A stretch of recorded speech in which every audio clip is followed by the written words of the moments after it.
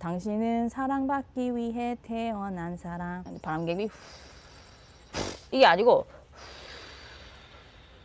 이거 똑같죠? 이거 똑같죠? 이게 아니고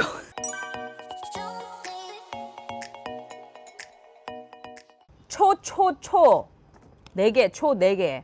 극 예민한 아이를 키우고 있다는 걸 이제야 알게 되었어요. 아이는 8살 남아입니다.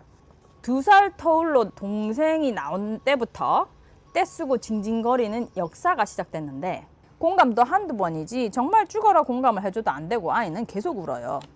지금 학교에 구멍난 티셔츠 딱 1개, 뒤에는 페인트 묻어 있고 앞에는 구멍이 있는데 그것만 입고 다녀요. 머리 자르는 것도 주목받기 싫다고 계속 뻗은 채로 자르지 않습니다. 이걸 보면 털털한 것 같지만 정작 아이는 부끄러워서 그렇대요. 자기만 모두 쳐다보는 것 같기 때문에 눈에 띄지 않아야 한다고 하더라고요. 학교 거부도 너무너무 심해요. 교문에 1시간씩 붙어 있다가 1시간씩 붙어 있다가 선생님 손에 겨우겨우 들어갑니다. 언제 어떤 상황에서 울고 뗐을지 알 수가 없어가지고 항상 초긴장 상태에 있어요. 제가 봤을 때 지금 얘한테 정확한 진단이 필요하겠다고 싶었던 거가 뭐냐면 뭐 사회적 이해나 추상적 이해나 이런 이해도가 조금 더 부족할 수도 있겠다 이런 생각도 했어요. 옷도 똑같은 것만 입고 그렇다고 했잖아요. 사람들이 같이 있으면 어떻게 서로 이야기하고 뭐 이상한 행동은 어떤 거고 그러면 어떤 사람이 주목을 받고 안 받고 이런 거에 대한 자기 기준이 좀 보편적인 거랑 조금 다른 그래서 그런 부분이 있을 수도 있어요. 그래서 이 아이는 좀 자세한 진단적 이바리에이션을 조금 더 해보는 건 어떨까 이런 생각 들었고 그 다음에 약물 치료가 조금 필요할 수도 있어요. 이거 제가 조심스럽게 말하는 거고 그거는 정신과 의사랑 꼭 상의하셔야 됩니다. 아이의 입장에는 그냥 모든 게 이게 호랑이 앞에서 토끼같이 삶을 살고 있는 그건 얼마나 힘들어요. 심박동도 높아지고 호흡도 좀 가빠지고 눈 동공도 이렇게 동그래져가지고 이게 막 피도 막 펌핑하고 이게 그 상황이 잠깐 있어야지 이게 살기 위해서 호랑이 있으면 잠깐 막 이렇게 도망가 그건 되지만 계속 그러면 이게 사람 굉장히 힘들어집니다. 그리고 진짜 질환이 생길 수도 있어요. 그러니까 그거를 조절해주는 그 불안도를 떨어져주는 약을 써주는 게 좋을 수도 있습니다. 제가 미국 살잖아요. 미국은 결혼식 가면 무조건 거의 1박 2일은 무조건이에요. 그 전날 와서 자고 그 다음날 결혼식을 합니다. 그래서 결혼식을 할 때 그 전날을 뭐라 그러는지 아세요? 결혼식은 웨딩 데이잖아요. 그 전날을 rehearsal dinner라 그래요. rehearsal dinner. 누가 들어가고 니는 니랑 짝을 맞춰가 들어가고 그 다음에 한 3초 있다가 다음 사람 들어가고 이게 있잖아요. 연습을 해야 돼요. 결혼식 하다가 너무 불안해서 막 호흡이 안 되고 넘어가면 어떡해요? 그럼 내가 그때 호흡이 안 될 때 어떻게 하세요? 이게 잘 되겠어요? 안 되겠어요? 가수가 공연할 때 갑자기 내가 넘어지면 어떡하죠? 막 이렇게 불안해해.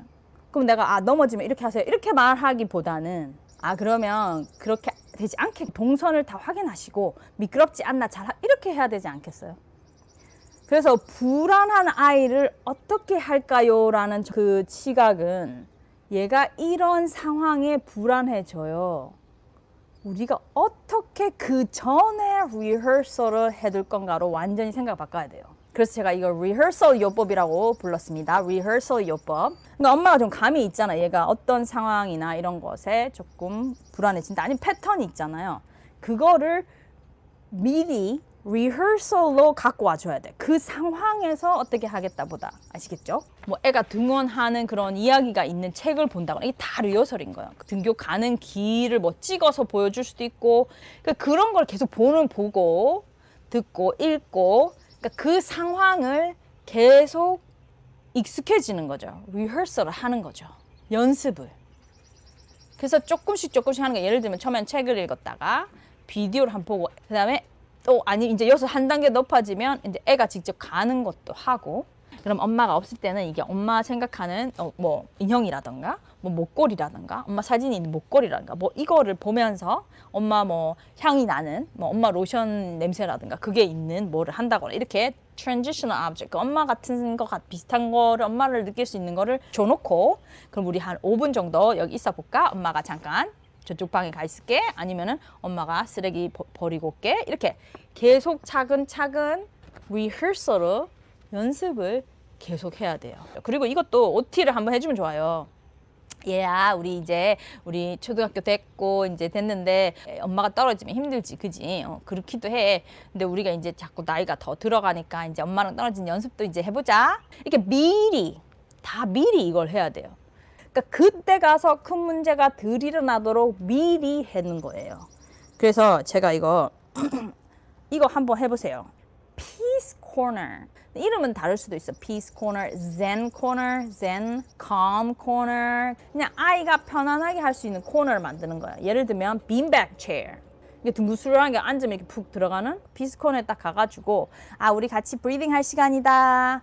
풍선 브리딩, 무지개 브리딩, 비누 거품, 그 다음에 바람개비 이런 거 해도 돼요. 풍선 알죠? 이렇게 한번 해보세요.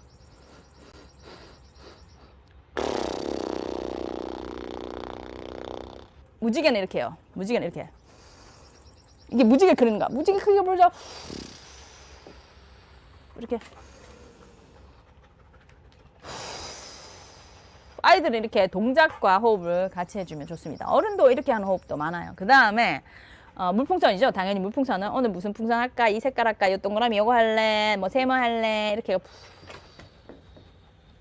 이게 호흡을 길고 잔잔하게 하면 저절로 자율신경계의 교감신경이 떨어지고 부교감이 올라가게 저절로 되게 돼 있어. 그래서 애들이 호흡을 이걸 해보면 좀 진정이 되게 돼 있어요. 그 다음에 바람개비는 이게 아니고 이렇게.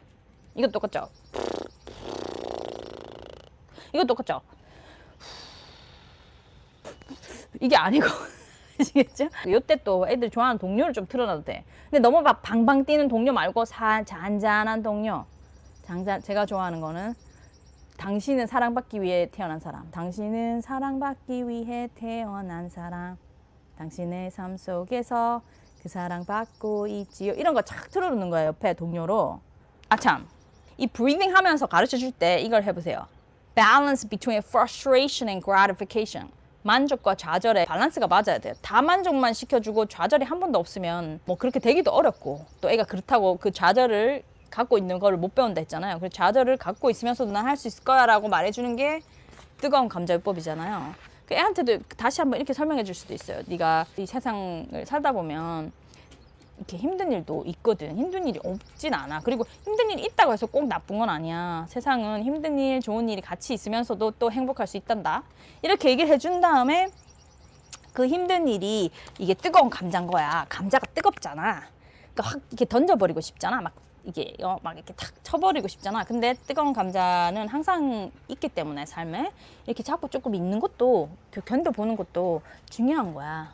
그렇게 진짜 뭐 감자 한 개 들고 설명해도 되고. 그리고 이런 연습할 때 조금 용기를 내볼까? 이런 거 괜찮아요. 그 말은 괜찮아요. 영어로는 brave, be brave. 정말 너 되게 용감했어. 용기 있었어. 이렇게 얘기를 해주는 거예요. 그러니까 아직 등원은 못했잖아. 그래도 너가 엄마랑 요만큼 떨어진 거 연습한 거 참 대견하다. 용감하다. 너 나름 힘들었는데 그렇게 견딘 거지? 잘했어. 성장의 이미지를 갖고 있어야지 성공이냐 실패냐 이렇게 갖고 계시면 됩니다.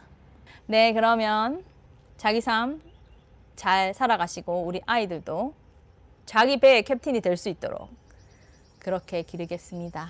감사합니다.